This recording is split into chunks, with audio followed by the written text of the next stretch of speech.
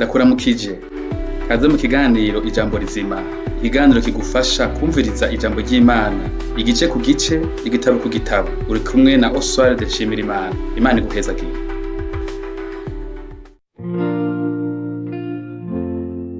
Zaburi igice ca kabiri. Abanyamahanga niki kibateye umuvurungano? N'amoko yagiriye ingingo ki ivy'ubusa?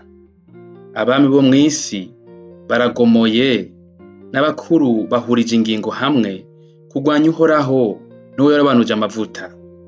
Bati ngo ducagagure imvuto batubohesheje, dutekure ingoyi badushizemwo.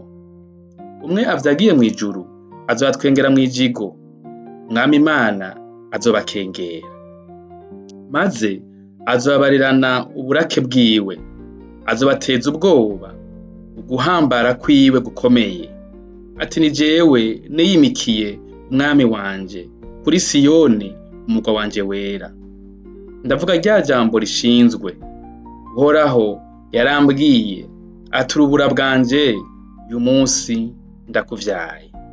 Nsaba nzoguha amahanga azaba umwandu wawe, n'impera z'isi ize zibe ishamvu yawe.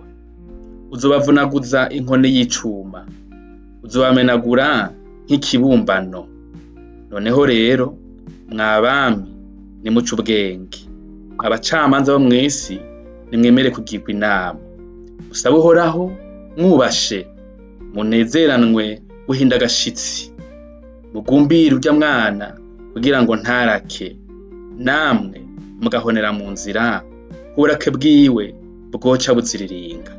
Hahigwa abamuhungirako bose.